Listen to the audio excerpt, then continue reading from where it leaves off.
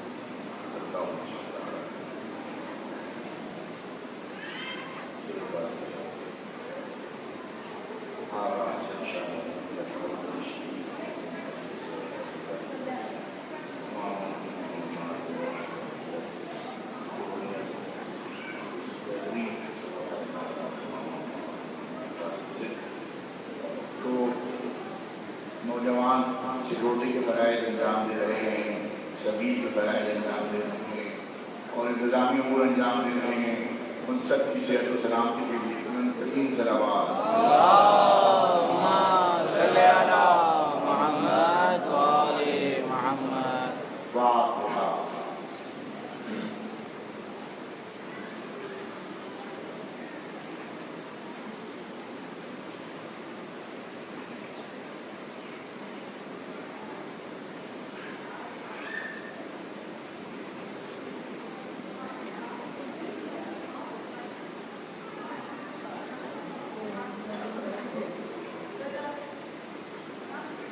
عظیم امام زمانہ بلند تر صلوات اللہم صلی علی محمد اعوذ باللہ السمیع العلیم من الشیطان اللعین الرجیم بسم اللہ الرحمن الرحیم الحمد للہ الذی الیہ مصائر الخلق وعواقب الامر نحمده على عظیم احسانه والنجر برهان نوامي فضله وامتنانه لم يلد سبحانه فيكون في العز وشعرها ولم يولد فيكون في مخلصا عالقا لم يتقدمه وقت ولا زمان ولم يتعبره زيادة ولا نقصان جلت عظمته والصلاة والسلام على سيد أصل ما في الوجود سر الله في كل موجود صاحب اللواء الحمد والمقام المحمود أبي القاسم محمد اللهم صل على محمد محمد وآله الطيبين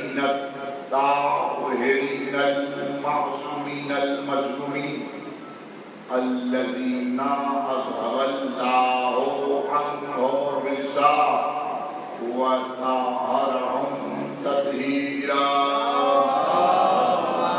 صل علی محمد وآل محمد قال اللہ سبحانہ وتعالی فی محکم کتابہ الحکیم بسم اللہ الرحمن الرحیم وقال ربکم ادعونی استجب لکم درود بھیجئے بابا صل علی محمد وآل محمد عزیزان گرامی قدر انتہائی واجب الاحترام عزاداران حسین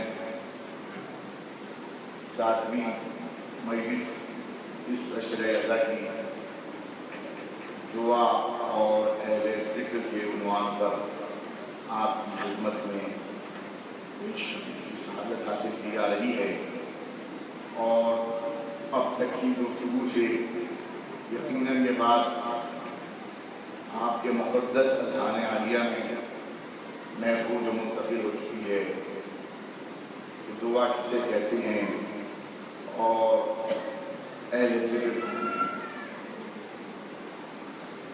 میں نے عرض کیا تھا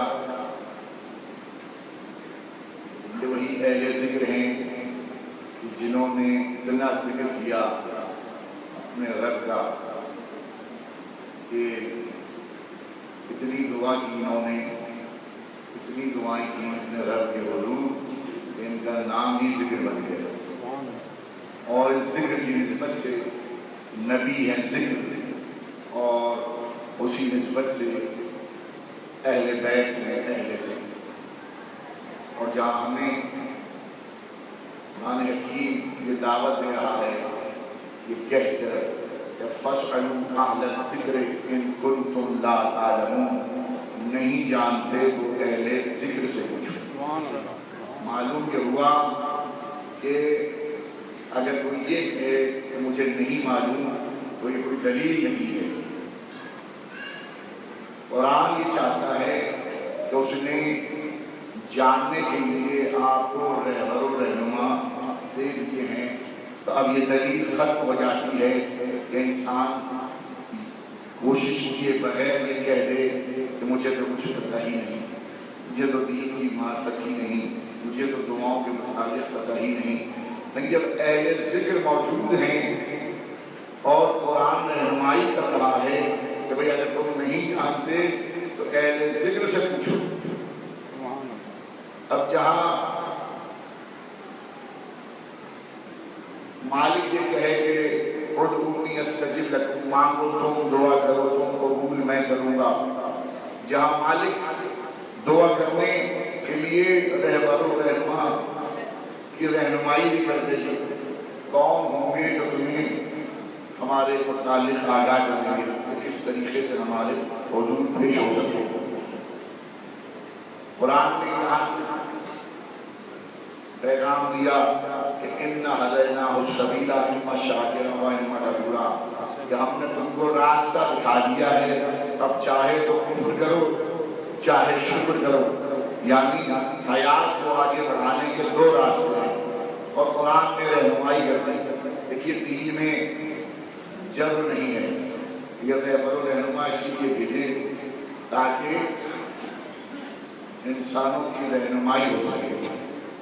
اس لیے کہ اگر دین میں جب ہوتا تو انسان کے پاس دلیل ہوتی اور خدا سے شکوہ کرتا کہ میں تو مجبور تھا، لیکن اِنَّ هَدَيْنَاهُ السَّبِيلَ وَإِمَّا شَاكِرًا وَإِمَّا كَفُورًا، کہ ہم نے تم کو راستہ دکھا دیا۔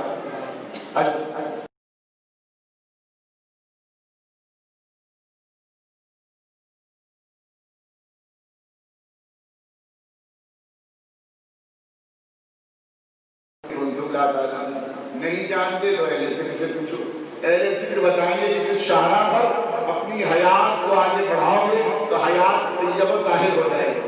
نعرہ حیدری، مسعود امام زمانہ بلند تر سلوات۔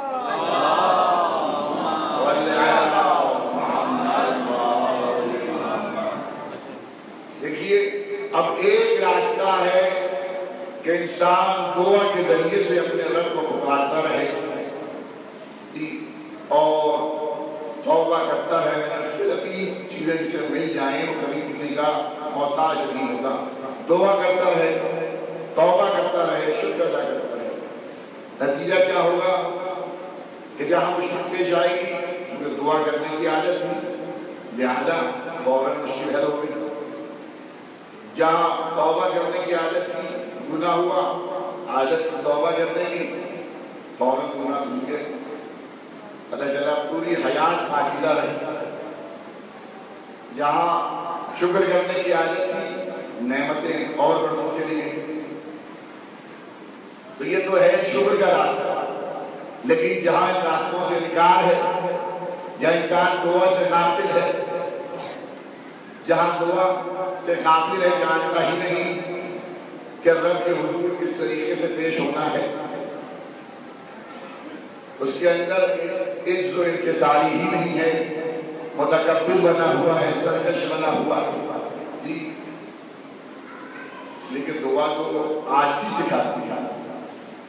انسان اپنے رب کے حضور اپنی گناہوں کی مغفرت کا طالب رہتا ہے عاجزی کے ساتھ.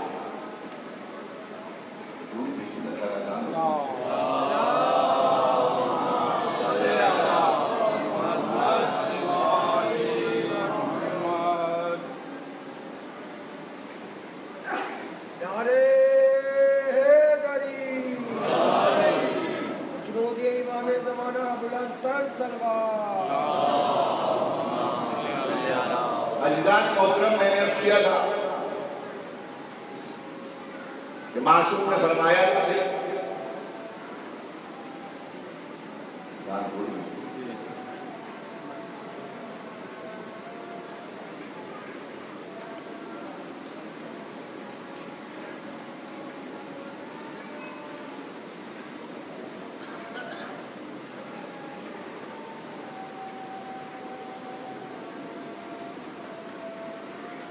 خوشنودی امام زمانہ بلند تر تلوار.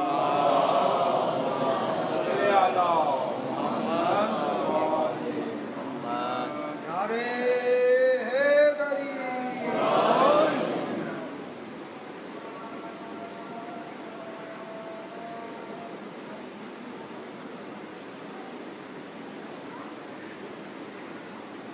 مالک کے صلوات.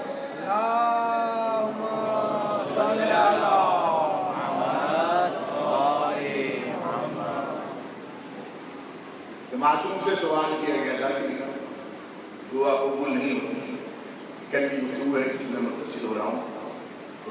معصوم نے یہی کہا تھا کہ جسے پکار رہے ہو تو اس کی معرفت بھی رکھتے ہو. یعنی دعا کے لیے معرفت شرط ہے.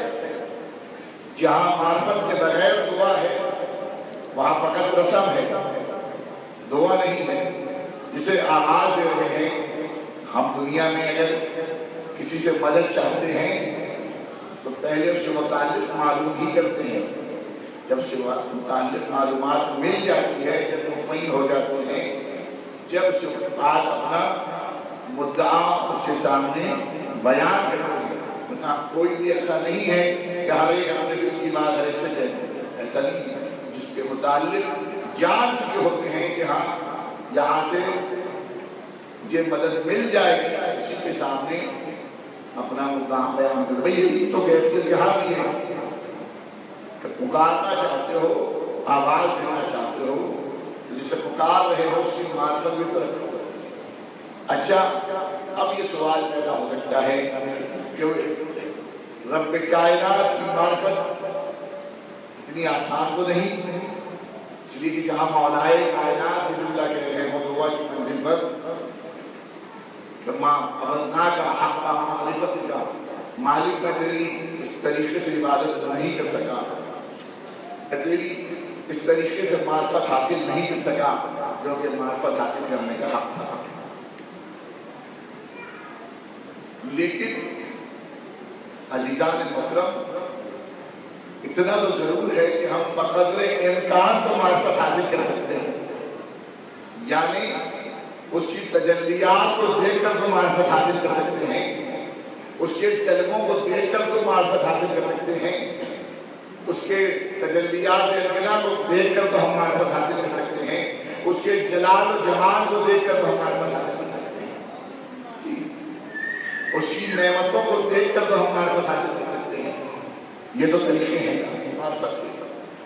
تو جہاں سمجھ میں نہ آئے کہ کس طریقے سے معرفت حاصل کی جائے تو پھر اس کے جلووں کو دیکھو، اس کی قدرت کو دیکھو، اس کے جلال کو دیکھو، اس کے جمال کو دیکھو۔ اس طریقے سے خدا کی معرفت حاصل ہوگی۔ جب اس طریقے سے معرفت حاصل ہو جائے گی تو پھر دعا جب آپ کریں گے وہاں کیفیت دعا ہی کچھ اور ہوگی۔ دیکھیے دعا فقط کرنی نہیں ہے یا فقط لکھنی ہی نہیں ہے، نہیں، دعا کی کیفیت کو اپنے اوپر طاری بھی کرنا ہے۔ جہاں طاری کریں گے تو وہاں کیفیت دعا اپنی معراج کو پہنچ جائے گی اور پھر آپ کا مقام بلند ہوتا جائے گا، اور اس ذکر کی بدولت آپ کا ذکر بھی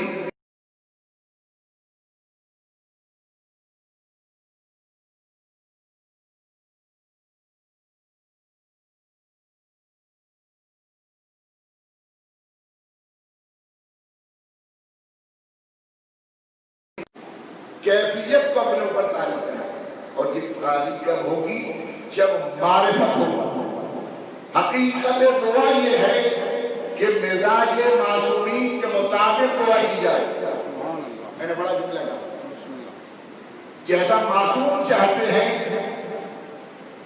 اس طریقے سے دعا کی، جس طریقے سے قرآن چاہتا ہے اس طریقے سے دعا کی۔ یعنی پہلے معبود کی تعریف بیان کی جائے، توصیف بیان کی جائے، مدح کی جائے۔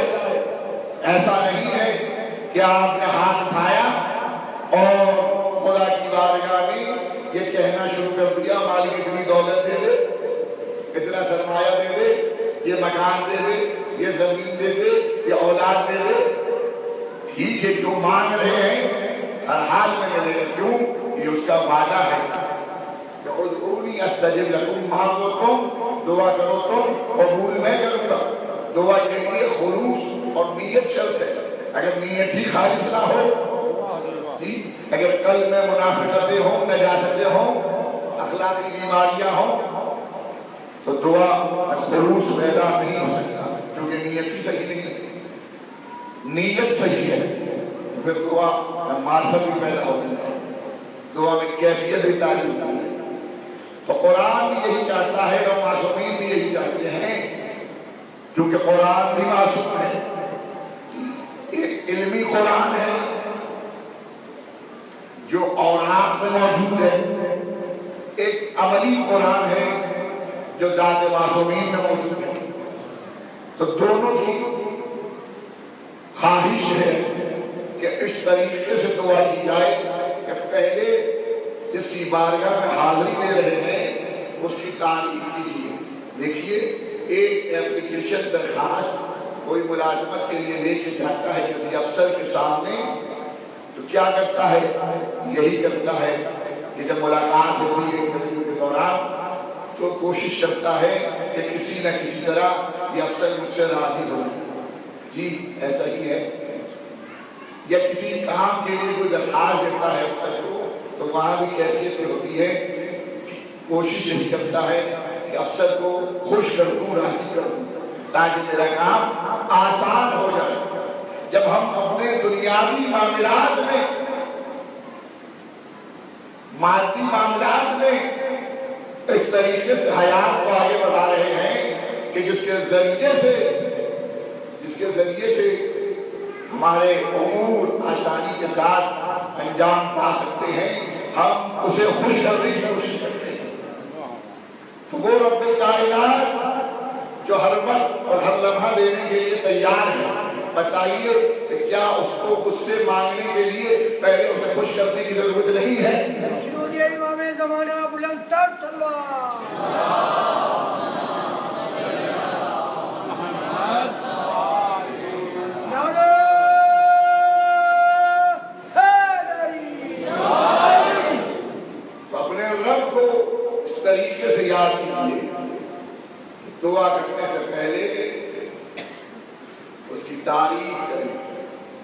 اس کی تمہید بیان کریں، اس کی توصیف بیان کریں، اس کی مدح بیان کریں.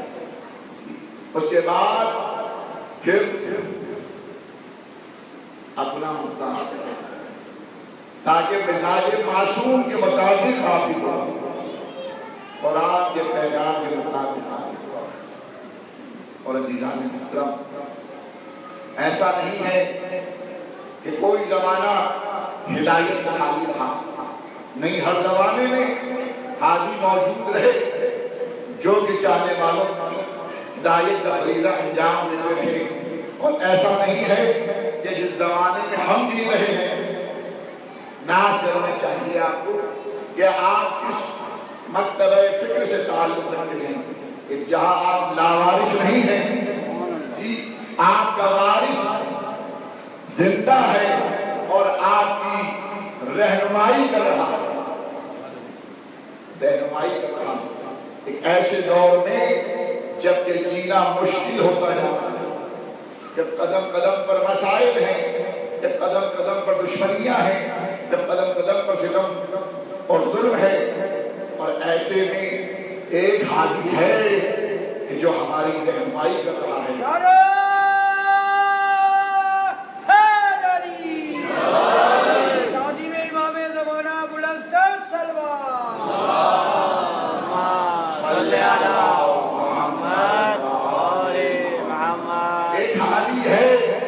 جو ہماری سرپرستی کر رہا ہے.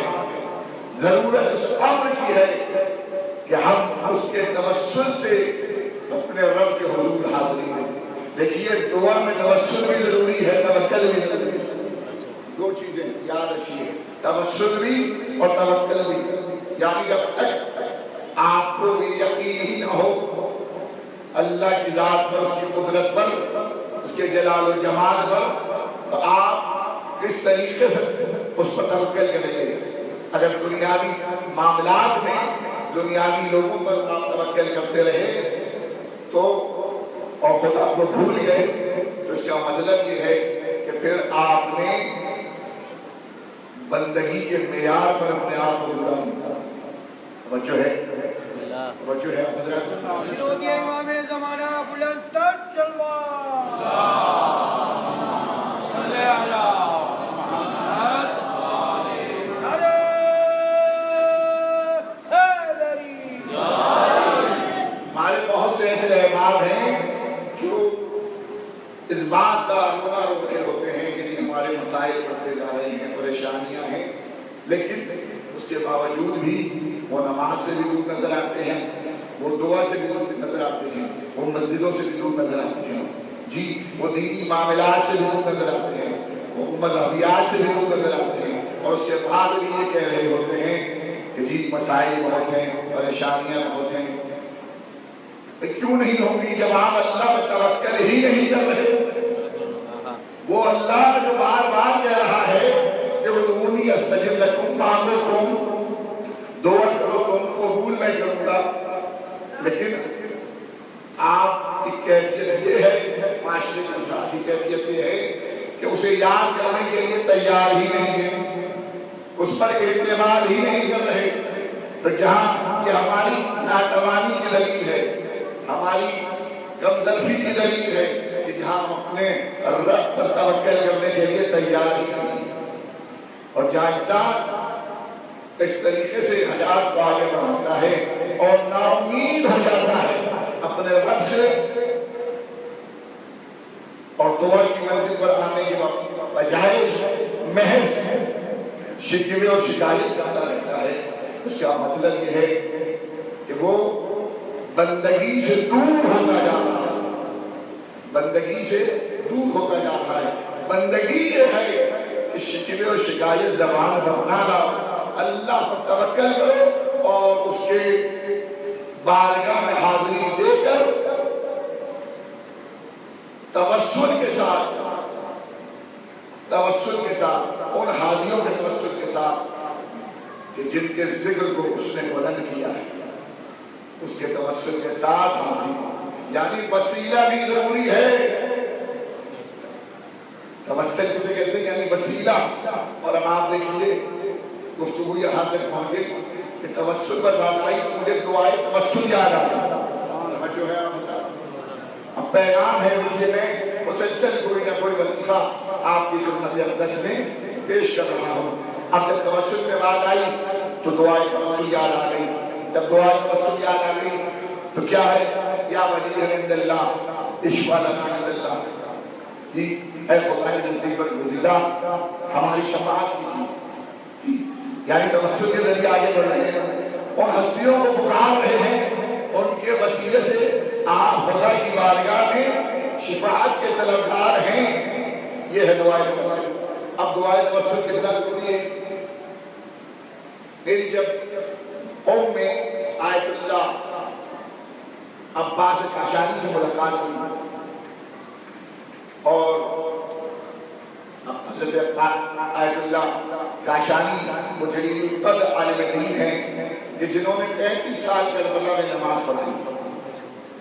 اور جب میں ان سے ملاقات کے شرف حاصل کیا اور میں نے پاکستان کے حالات کے متعلق انہیں بتایا کہ پاکستان میں ملت تشیع انتہائی مشکل ترین حالات سے گزرتی ہے، تو آپ وظیفہ بتائیں یا کوئی پیغام دینا چاہتے ہیں وہاں کے مومنین کو تو آپ حکم صادر فرمائیں. تو حضرت آیت اللہ عباس کاشانی نے جو پیغام آپ کے لیے دیا تھا، ظاہر ہے کہ وہ میرے پاس ایک امانت ہے اور ان کا یہ حکم تھا کہ مومنین تک یہ پیغام پہنچائیں، تو میں آپ کے حوالے یہ پیغام کر رہا ہوں. حضرت آیت اللہ عباس کاشانی نے کہا کہ مومنین سے کہیے کہ وہ دعائے توسل کو پڑھا کریں. دعائے توسل کو پڑھا کریں. یعنی آپ نے اندازہ کیا کہ دعائے توسل کی اہمیت یہ ہے کہ جب میں نے ان سے آپ کے حالات کے متعلق دریافت کیا تو انہوں نے بھی مشکلوں سے نکلنے کے لیے دعا کی اہمیت پر زور دیا اور یہ کہا کہ دعائے توسل کو پڑھیں. اور 11ویں امام کیا ہے دعائے توسل؟ سنیے. دعائے توسل تو آپ پڑھتے ہوں گے یقیناً. بہت سے احباب جو نہیں پڑھ پاتے ان کے لیے بھی آج پیغام منتقل ہو گیا کہ وہ مشکلوں سے نکلنا چاہتے ہیں تو دعائے توسل کو پڑھیں.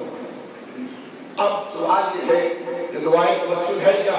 بات وہیں آ گئی کہ اگر وہ گار رہے ہو، آواز دے رہے ہو، معرفت کے ساتھ آواز دے تو بھئی جب دعائے توسل پڑھ رہے ہو لیکن جب یہ پتہ ہی نہیں کہ دعائے توسل ہے کیا تو ظاہر ہے کہ پھر دعا کی وہ کیفیت تعریف نہیں ہو سکتی.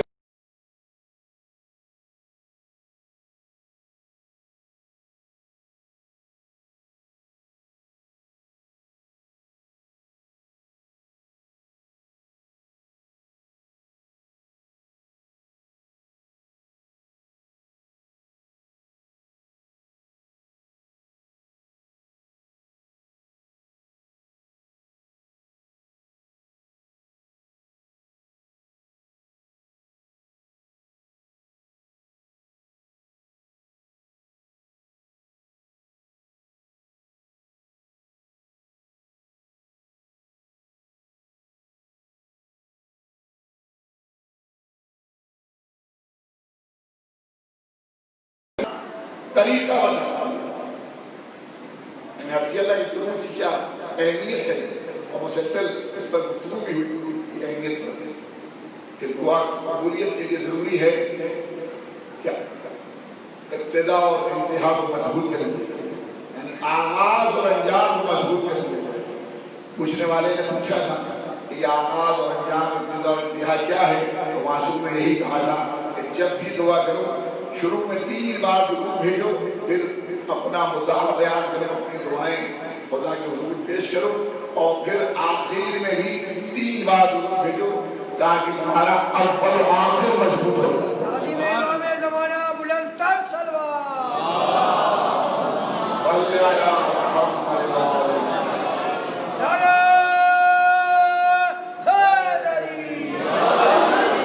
اول و آخر جب مضبوط ہو جائے گا تو خدا ملائکہ کو حکم دیتا ہے کہ جب تم اول کو قبول کر رہے ہو، آخر کو قبول کر رہے ہو تو پھر درمیان والے کو چھوڑ کر رہے ہو. تو سوال کیا تھا یعنی یہ درود کی اہمیت پر میں جو تفصیل کے درود نئے آئے ہیں ان کی نالج میں آ جائے گی. یہ بھی ایک وظیفہ ہے کہ اپنی دعاؤں کو قبولیت کے لیے 11वें इमाम से सवाल किया गया दुआ तवस्सुल क्या होगी, दुरूद मोहम्मद वाले मोहम्मद पर दुरूद भेजने का तरीका बताया। तो जानते हैं इमाम ने क्या कहा? इमाम ने फरमाया कि दुआए तवस्सुल को पढ़ लिया करो, ये मोहम्मद वाले मोहम्मद पर दुरूद भेजने का सबसे बेहतरीन तरीका है। दुरूद भेजिए बाबा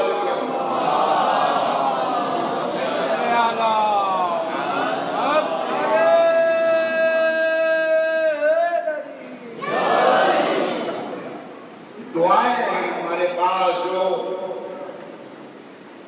अहले ज़िक्र नहीं, इतना बड़ा ज़ख़ीरा है इस मकतब के पास। वो अगर ये कहे कि जी परेशानी खत्म नहीं हो रही, वो ये कहे कि मसाइल हल नहीं हो रहे, इसका मतलब ये है कि बंदगी से दूर रहा। दुआ की मंजिल पर आ जाओ मार्फत के साथ, आरिफों के हक ही ये पहचान के लिए यही रास्ता हक का रास्ता, यकीन की दौलत और अकीदे के सरमाए के साथ आवाज हो, फिर देखो कि दुआ कैसे कबूल होती है। ये दुआए तवस्सुल है। अब देखिए दुआए कुमैल की अहमियत क्या है। दुआए कुमैल दुआए कुमैल किसने तालीम की मालूम होना चाहिए, जभी तो मजा आएगा, जभी तो लुत्फ आएगा जी, जभी तो कैफियत जारी होगी। भाई दुआएं पढ़ रहे हो, मालूम ही नहीं कि इसका बैकग्राउंड क्या है, ये दुआ किसने तालीम की, किस लिए तालीम की। अजीजों ये सब कुछ जानना ही जरूरी है। दुआए कुमैल मौलाए कायनात हज़रत अली इब्न अबी तालिब अलैहिस्सलाम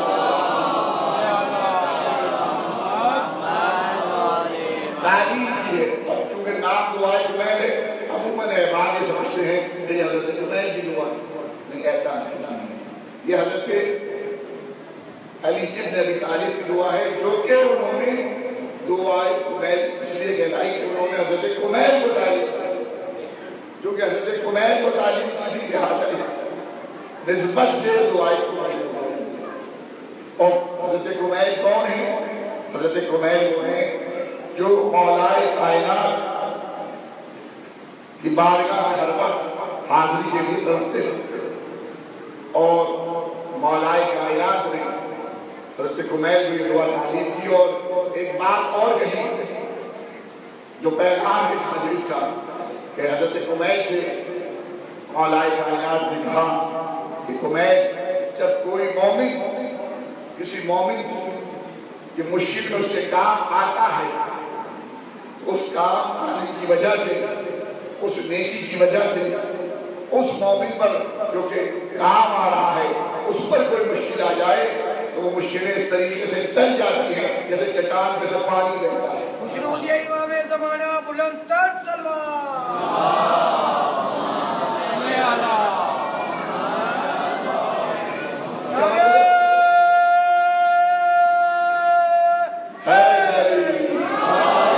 इसका मतलब क्या है कि यानी जनाबे कुमैल के जरिए से मौलाए कायनात अपने चाहने वालों को पैगाम दे रहे हैं कि एक मोमिन दूसरे मोमिन के काम आए मुश्किल के बाद। इसका फायदा ये होगा कि जब उस पर कोई मुश्किल आएगी तो उसकी मुश्किलें इस तरीके से टल जाएंगी कि उसे अंदाजा भी नहीं हो सकेगा। अब क्या है दुआए कुमैल?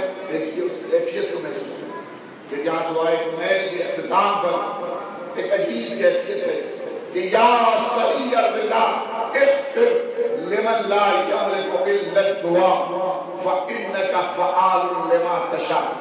ऐ चंद राज़ी हो जाने वाले, क्या अंदाज है, क्या कैफियत है।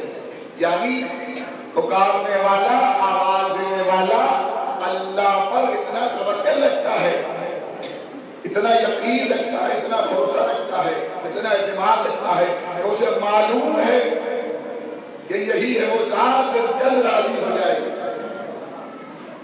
कायनात में कोई ऐसा नहीं जो इतनी जल्दी राज़ी हो, इतनी जल्दी रब राज़ी होता है कि जब वसीले के जरिए से उस तक पहुंचा जाए।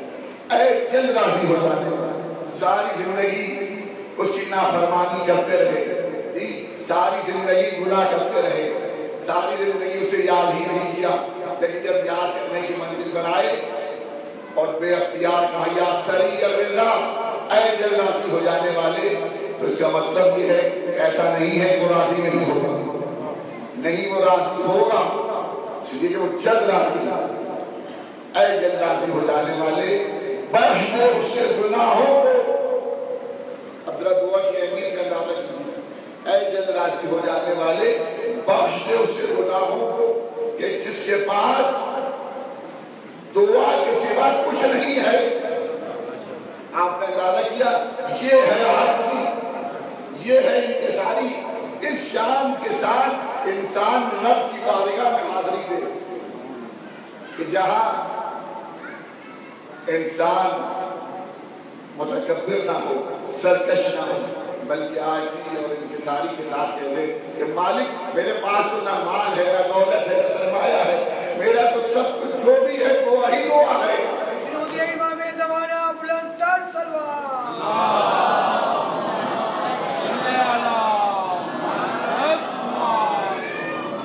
اے جلد راضی ہو جانے والے، بخش دے اس کے گناہوں کہ جس کے پاس دعا کے سوا کچھ نہیں۔ الدعا، امام سے پوچھا تھا بہت دعا کیا ہے؟ کہ الدعا سلاح المومن، دعا مومن کا ہتھیار ہے۔ عزیزان محترم، میں بڑا حیران ہوتا تھا کہ ساری مغربی طاقتیں ایران کے خلاف ہیں جی، اور آج سے بھی ہمیشہ سے جب سے انقلاب آیا ہے یہی کیفیت نہیں ہے۔ اور جب میں گیا وہاں تو میں نے وہاں مشاہدہ کیا، کیا وجہ ہے کہ مسلسل ایک ملک مغربی طاقتوں سے برسر پیکار ہے اور ہر طریقے سے مغربی طاقتوں نے اس کا بائیکاٹ کیا ہوا ہے، لیکن اس کے باوجود بھی وہ روز بروز ترقی کی جانب گامزن ہے۔ میں اس بات حیران تھا، لیکن وہاں جا کے میں نے اس بات پر غور کیا تو مجھے پتا چلا کہ وہ اس لیے کامیاب ہیں، وہ باطل قوتوں سے اس لیے برسر پیکار ہیں۔ باطل قوتیں تمام تر کوششوں کے باوجود بھی ان کا کچھ نہیں بگاڑ سکی، فقط اس لیے کہ انہوں نے دعا کو ہتھیار کے طور پر استعمال کیا ہوا ہے۔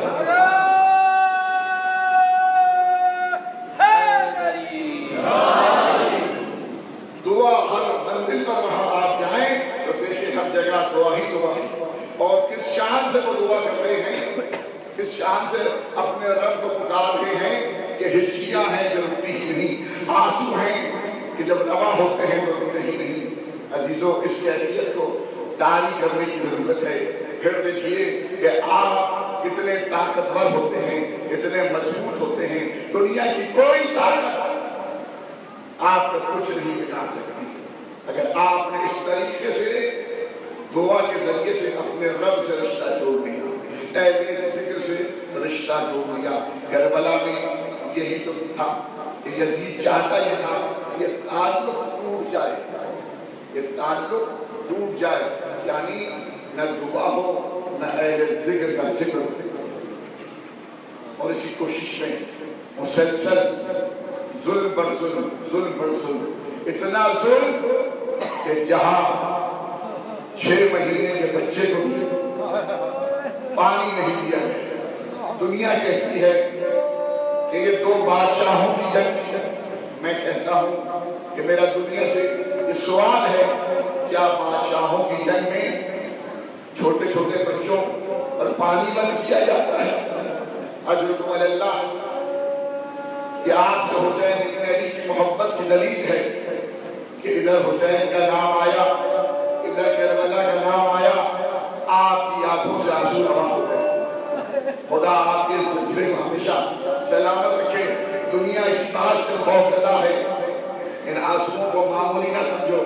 یہ آنسو، یہ کریا، یہ بکا، یہی آپ کی طاقت ہے۔ عزیزو، آج 7ویں محرم ہے نا، آج 7ویں محرم ہے۔ آج کا دن ہمیں یاد دلاتا ہے آتش کہ جہاں چھوٹے چھوٹے بچے خالی کوزے لیے ہوئے अलतश की सदाएं बुलंद कर। सातवीं से पानी खत्म हो गया था और आज का दिन हमें एक और याद दिलाता है। आज का दिन हमें याद दिलाता है हसन के लाल कासिम का जिक्र हर अदाखाने में आज हो रहा है।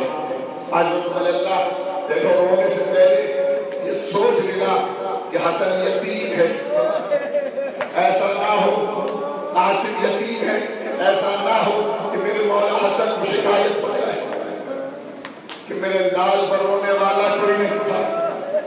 अल्लाह सलाम हो मेरा शहजादी उम्मे फरवा पर कि जो अपने बेटे को इस तरीके से तैयार कर रही है। करबला की एक बीवी पर, एक माँ पर मेरा सलाम हो कि जिन्होंने अपने बच्चों को इस तरीके से कुर्बान करने के लिए तैयार किया है। कि जहाँ हर माँ की कोशिश यही थी कि पहले मैं अपने बेटे को अपने आका पर कुर्बान कर दूं। जनाबे उम्मे फरवा जनाबे कासिम को तैयार कर रही है कि बेटा ऐसा ना हो कि मुझे शर्मिंदगी हो। बेटा देखो ऐसा ना हो कि कुर्बानी आले मोहम्मद में तुम पीछे रह जाओ। ऐसे में एक मर्तबा कैफियत ये है कि जनाब कासिम रोने लगे, गिरिया करने लगे। मादरे गिरामी मैं तो जंग करने के लिए तैयार हूँ, मैं तो कुर्बान होने के लिए तैयार हूँ, लेकिन चचा मुझे इजाजत नहीं दी। एक मर्तबा अजब जुमला कहा कि बेटा मैं ले जाऊंगी इजाजत, लेकिन बेटा बाप की वसीयत याद करो। एक तारीख बाबू बर्बाद कर कहा था कि मेरे लाल कासिम जब करबला में कुर्बानी आले मोहम्मद के वक्त आए तो इस तावीज़ को खोल कर पढ़ लेना। मर्तबा जनाब कासिम खुश हो गए। कहा हाँ मादरे गिरामी आपने खुद याद दिलाया। आए चचा की खिदमत में, चचा जान इजाजत दे दीजिए। दोनों हाथों को जोड़कर खड़े हुए। एक मर्तबा मेरे मौला हुसैन ने भतीजे को गले से लगाया। कासिम मैं तुम्हें कैसे इजाजत दे दूं? अरे तुमको मेरे भाई की निशानी हो, तुमको मेरे भाई की निशानी हो। एक मर्तबा भाई की तहरीर तो देखा कि चचा ये नामा लाया हूँ। हुसैन ने भाई की तहरीर को देखा, आंखों से लगाया चुम्मा और अजब जुमला का क्या कासिम तुमने मजबूर कर दिया। अल्लाह कासिम को इजाजत मिली। अरे इतने कमसिन थे कि जनाब अब्बास मेरे मौला हुसैन ने जनाब कासिम को तैयार किया है और जनाब कासिम कमसिन होने के बावजूद इतने बहादुर थे। अरे क्यों ना बहादुर होते, जनाब अब्बास के शागिर्द तो थे। फनून सिपाही जनाब अब्बास से सीखी थी और कासिम ही वो है जिन्होंने मौत का जायका बताया है। बहुत सारे अंबिया गुजर गए लेकिन कोई मौत का जायका नहीं बता सका, लेकिन हसन के लाल ने बताया कि मौत का जायका क्या है। इतना बहादुर है कासिम कि जब चचा ने पूछा कि कासिम तुम्हारे नजदीक मौत कैसी है, तो बेख्तियार कहा चचा मेरे नजदीक मौत शहर से ज्यादा शीघ्र है। इतना बहादुर है ये हसन का लाल। अदादारों इतने कमसिन थे कि हुसैन इब्न अली ने गोद में लेकर कासिम को घोड़े पर सवार कराया। मैदान जंग में आए, बड़ी बहादुरी से लड़े, बड़ी शहादत के साथ जंग की। और ऐसे एक मर्तबा कैफियत ये थी कि शामी के चारों बेटों को वासिले तहम्मुल किया। ये मालूम ये देख कर खुद मुकाबले में आया। कासिम ने इतनी बहादुरी से जंग की कि अरब के इस मशहूर पहलवान अर्ज़ शामी को भी कासिम ने वासिले तहम्मुल किया। ऐसे में दुश्मनों को तका याद आई। बेअख्तियार कहा अरे ये अली की निशानी है, हसन का लाल है, इससे तनहा नहीं कर सकते। अदादारों दुश्मनों में आवाज दी, चारों दिया जाए। अरे करबला में तीर और तलवार की आवाज़ें आ रही थी, घोड़ों की टापों की आवाज़ें आ रही थी, इतनी घमसान की जंग हो रही थी और जनाबे कासिम बहादुरी के साथ लड़ रहे थे। अरे जनाबे अब्बास जंग को देख रहे हैं, दादे शुजाअत दे रहे हैं, शाबाश कासिम। इमाम हुसैन जंग को देख रहे हैं, शाबाश दे रहे हैं, शाबाश कासिम। ऐसे में करबला के मन में एक आवाज गूंजी, या अम्मा वदरिकनी, चचा खबर लीजिए। अरे हुसैन ने भतीजे की आवाज को सुना, चले हम लोग चले।